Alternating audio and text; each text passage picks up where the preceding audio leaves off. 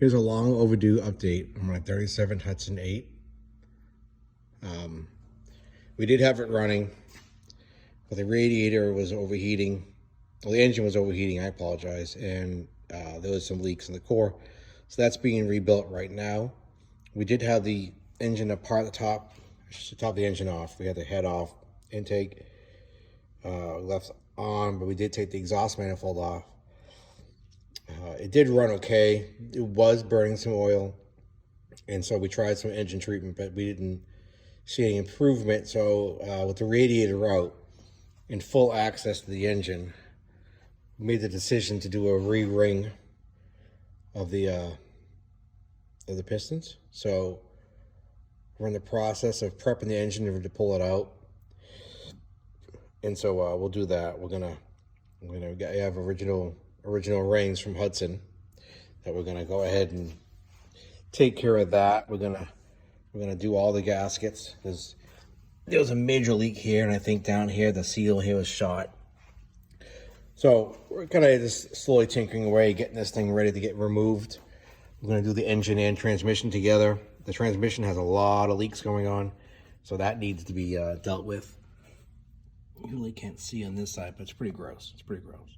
So I will say that the dry shaft removal was very difficult because there are these locking tabs I'll show you in a little bit, and they were hard to get off because I think they were the original ones. So while we have the dry shaft out, I will replace the U-joints with new ones, and we'll go from there because it's kind of a no-brainer. Why would you not? Here's a view of the backside of the transmission. Lots of oil everywhere, as you can see. This is all going to be dealt with. You can see the transmission mounts, the side ones there, kind of in bad shape, so those will get replaced. I am going to get a rebuild kit from Rick. Oh, these the gasket set, I should say, for the transmission, and do that because it leaks. The fuel line, I had some trouble with the fuel system. The fuel pump has been rebuilt because it was leaking. I also know there's a lot of sediment in the fuel system. So I did add a fuel filter, which I'll show you in a little bit, which may not be the final solution, but it's going to help stop all the nastiness from coming into the carburetor like it has been.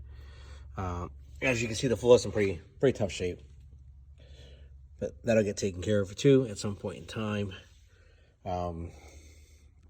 So I'm going to show you the dry shaft and and the rear pinion for the rear differential. That's in great shape too. So this is the fuel filter I put in. As you see it going down, looks like there was a repair here done at some point in time. But in the back there, you can see the tank kind of hidden. Let me get a better view from here. The tank. So that's the tank. So the fuel line, I believe, is original. It's still copper, I know that. So I think I'm gonna replace that because there's a lot of sediment in there. The part that I cut out for the fuel filter was pretty gross, and so that tells me that the whole line is pretty nasty. So even post filter, you still got a lot of sediment in there that needs to come out. So I will probably just replace all that fuel line with new fuel line because it's gross. So also I noticed that the bushings, let me get a better light over here. The bushings for the shocks are literally just coming apart. You can see stuff hanging down. It's in bad shape. The other one on the other side is even worse. That's just from all the oil leaking out of the engine and destroying the rubber, because the rubber is really not made, older stuff, not made for that. So, sorry for that. So the pinion. So here's the pinion to the transmission, and it's got some serious backlash issues. But I have been told that the spider gear bushings tend to wear, and when they wear, they cause that backlash. So that'll get addressed while I have the transmission and engine out. Here is the dry shaft here that's out. The other side here. So at the slip joint on the dry shaft itself, So what that means is you gotta take the U-joint off of both ends so it doesn't slide out of the transmission, as you saw earlier when I had the I was taking a video of the transmission itself. So you gotta do both ends, which is a pain in the ass, just to be honest.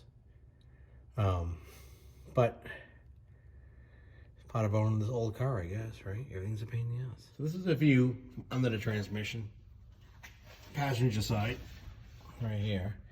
So you can see it's fluid leaking out, right? It's pretty nasty.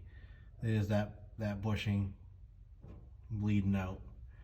The transmission one shot. Right? So I mean, clearly this car is going to need a lot of new rubber pieces, which is fine, right? I mean, this is all part of the process of what I'm dealing with. But the oil pan, we did paint that before we installed it.